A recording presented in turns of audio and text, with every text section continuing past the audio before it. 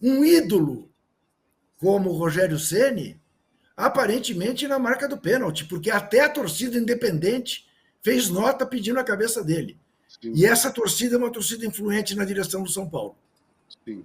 O lance é o seguinte: É. o lance do Rogério, assim, é um pacote, tá? É um pacote. É o pacote de o time, desde quando ele chegou, e também não é só um problema dele, faz tempo que o São Paulo não faz um time que joga como a torcida quer, como a gente conhece história do São Paulo. Recente, não muito lá atrás, não. Times bons, que vão para cima, que jogam. Ele não consegue fazer, né? E, ao mesmo tempo, as entrevistas dele também não são legais e alguns comportamentos também não são. Então, por exemplo, eu escrevi nesse final de semana, no domingo, por curiosidade, eu peguei quatro treinadores, 3 que perderam, um que ganhou, mas o time jogou mal, que falaram que o time jogou bem e merecia ganhar. Então, o Kudê falou o seguinte: pô, eu não entendi como nós perdemos esse jogo pro Vasco. Pô, sabe? Foi uma coisa incrível, eu não consigo entender.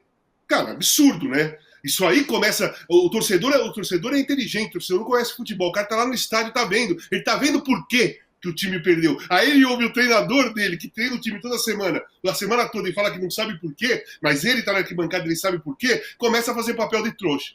Começa a se sentir bobo, né? O torcedor do São Paulo, a mesma coisa, porque o Rogério repete isso sempre.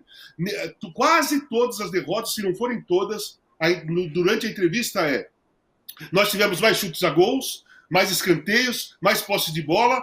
Olha os números que nós temos. E aí a derrota não interessa, interessa os números. Ou então nós perdemos por falha nossa. Nós só perdemos porque nós falhamos em jogadas individuais. O mérito do adversário não existe. Isso eu já estou falando do Rogério há muito tempo. O outro foi o Fernando Lázaro, que o Corinthians jogou mal, foi péssimo. E ele deu uma entrevista não concordando com as críticas que o time recebeu, falando que o jogo foi intenso. Tudo bem, pode ter sido. Não foi intenso, hein? Vamos falar a verdade. Não, eu quase dormi. Então, eu quase dormi. Mas intensidade não significa jogar bem. Mesmo que tivesse sido intenso o jogo, não significa ter jogado bem.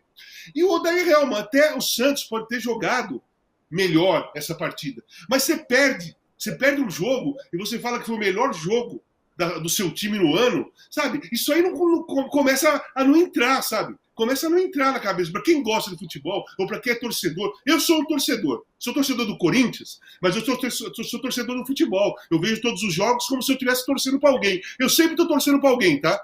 Todos os jogos que eu vou assistir, eu sempre estou torcendo para alguém. Isso sendo. E eu me incomodo com esse tipo de entrevista. Então o Rogério não consegue ter, não define um time, o time dele não rende. O comportamento dele não é legal com um grupo de jogadores, não é legal. O que aconteceu com o Marcos Paulo, né? Marcos Paulo não foi legal. Não, mesmo que o cara tenha errado, o Rogério é o treinador, chama o cara na sala dele, lá dentro, e fala para ele: meu, o que você fez, meu? Que papo é esse? Não publicamente, não no meio de todos os jogadores, não para a imprensa ver. Isso é expor, isso sabe, foi um tiro no pé dele. Se a intenção dele foi mostrar liderança, poder, né, perante o grupo de jogadores, e uma ascensão ao Marcos Paulo, foi um tiro no pé. Porque nessa situação, os jogadores ficaram todos contra ele. Né? Olha aqui.